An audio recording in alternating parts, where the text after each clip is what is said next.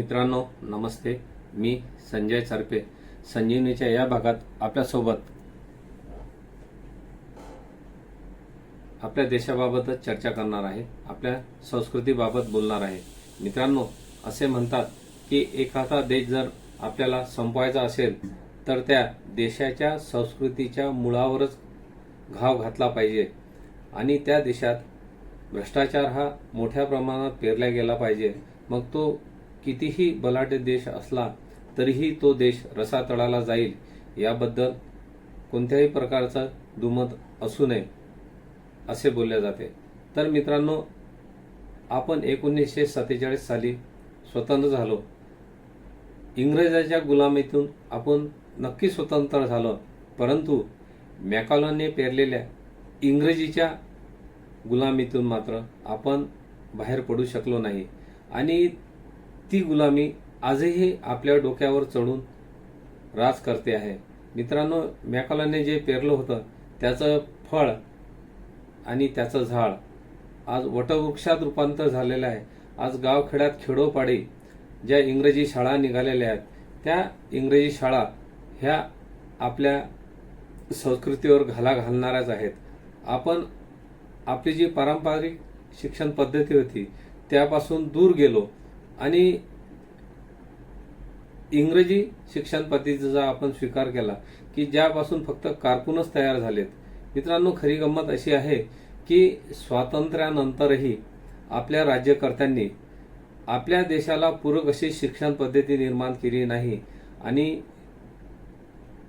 आपण इंग्रजीच्याच गुलामीत राहिलो. त्याचा आज परिपाक असा झाला आहे की तिरुपती बालाजी संस्थांच्या लाडूत ज्या प्रकारे गायीची चरबी, डुकराची चरबी आणि माशाचे तेल भेसळ करून आपल्या हिंदू धर्मियांना ते लाडू वाटण्यात आले किंवा पुरविण्यात आले, हा हिंदू धर्मियांची आस्थेवर किती मोठा कुठाराघात आहे याचा आपण विचार केला पाहिजे.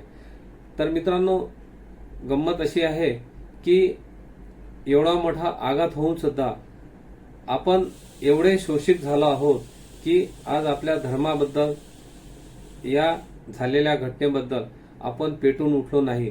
कारण की ती आपली संस्कृतीने आपण खूप सहनशील झालो आहोत आणि या मॅकॉलनच्या इंग्रजी शिक्षणामुळे आपण हळूच आपल्या संस्कृतीपासून, आपल्या देवी देवतांपासून आणि आपल्या धर्मापासून सुद्धा कसे लांब गेलो आहोत हे दिसून येते.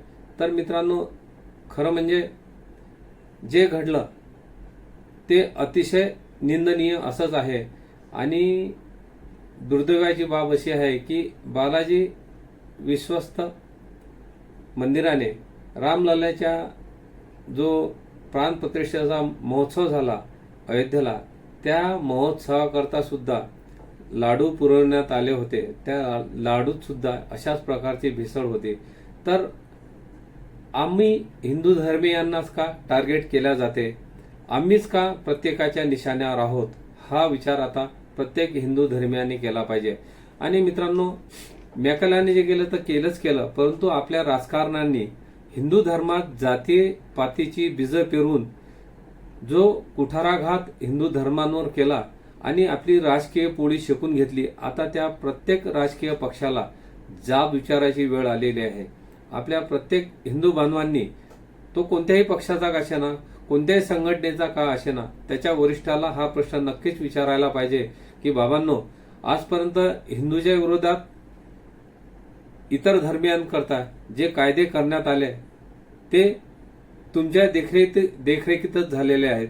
तर त्यावेळी तुम्ही त्याला विरोध का केला नाही किंवा बहुसंख्येने असलेल्या हिंदू धर्मांकरता आपण कोणताही कायदा आजपर्यंत का आणला नाही, असा जाब आपण नक्कीच विचारायला पाहिजे.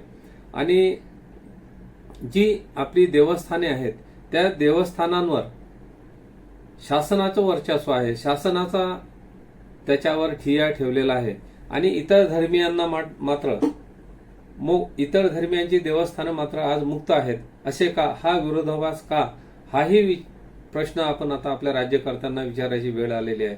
मग आपण जातीपातीच्या पलीकडे नक्कीच निघायची वेळ आलेली आहे. हिंदू धर्म म्हणजे काय, आपण हिंदू धर्माची व्याख्या आपण एक सहिष्णू आणि सर्वांना सोबत घेऊन चालणारा धर्म असा आपण करतो आहे, तर मग एवढं आपण चांगल्या प्रकारे वागून सुद्धा आपल्याच सोबत आपल्याच पाठीत का खंजीर खुपसला जातो आहे हे विचारा.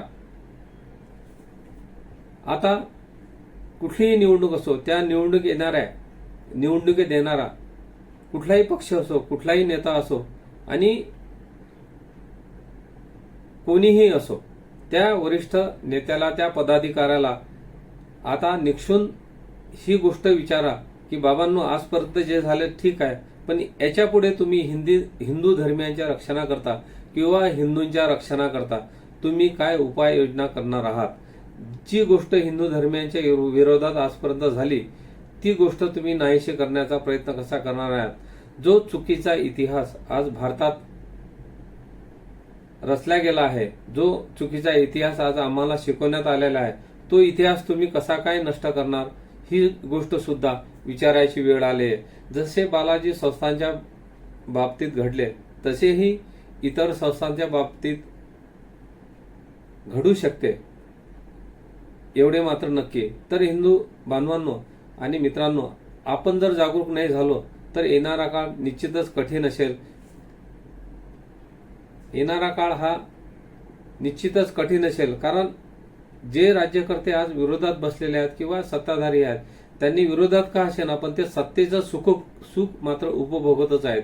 आणि आपणच त्यांना निवडून दिलं, आपल्याच मतं त्यांना दिलेले आहेत, आपल्याच मताच्या भरशावर ते आपल्यावरच राज करत आहेत, परंतु आपल्या सुरक्षिततेची कोणत्याही प्रकारची भावना त्यांच्या मनात दिसून येत नाही. आता ती वेळ आलेली आहे की आपण त्यांना जाब विचारायलाच पाहिजे की बाबा, तू आम्ही बहुसंख्य नसलेल्या हिंदू धर्माकरता कोणत्या प्रकारची नियमावली करणार आहेस, त्याचा तू जाहीरनाम्यात आम्हाला वचन दे आणि त्याची पूर्तता तू करायलाच पाहिजे, हे आपण त्यांना निक्षून सांगा. आणि आपणही सुद्धा जातीपातीच्या पलीकडे जाऊन एक व्हायचे वेळ आली आहे. मतमतांतर असतील, नक्कीच असतील, त्याच्याबद्दल वाद नाही, त्याच्याबद्दल दुमती करू नका. तुम्ही कोणत्याही पक्षात असा, संघटनेत असा किंवा राजकारणाच्या कोणत्याही क्षेत्रात असा, परंतु हिंदू म्हणून आपण आज एकत्रच यायला पाहिजे. ती काळाची गरज आहे आणि हे आपण ओळखूनच आता भविष्याची वाटचाल करायला पाहिजे. अन्यथा येणारा काळ हिंदू धर्मियांसाठी नक्कीच वाईट असेल.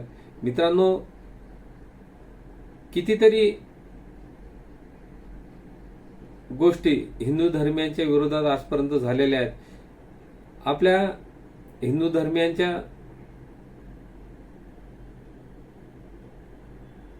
रक्षणाकरता कोणताही कायदा किंवा हिंदू धर्माच्या उभारी करता कोणत्याही प्रकारचे नियोजन आजपर्यंतच्या कोणत्याही सरकारने केले नाही.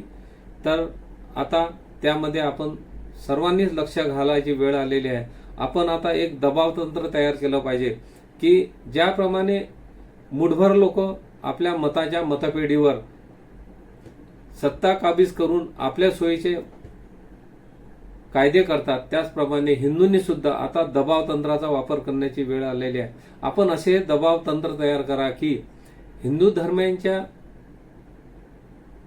गरजेचे कायदे पारित केले जातील आणि हिंदू धर्मियांच्या साठी मोठ्या संख्येने नियम केले जातील. याबद्दल आपण जागरूक व्हायचे आहे. कोणत्याही प्रकारचं आपल्याला हिंसा किंवा लढाई करायची नाही, परंतु निवडणुकीत मात्र असा दबावगट आपण तयार करूया की सरकार आपल्यासमोर आपल्या मागण्या नक्कीच मान्य करेल आणि ज्या गोष्टी हिंदूंसाठी गरजेच्या आहेत त्या त्यांना कराव्यास आपण भाग पाडू. आता मी इथेच थांबतो. आपल्याला हा व्हिडिओ नक्कीच आवडला असेल तर मित्रांनो, आपल्या आप्त स्वकीयांना शेअर करा, लाईक करा आणि सबस्क्राईब करा. एवढे बोलतो आणि थांबतो. जय हिंद, जय भारत.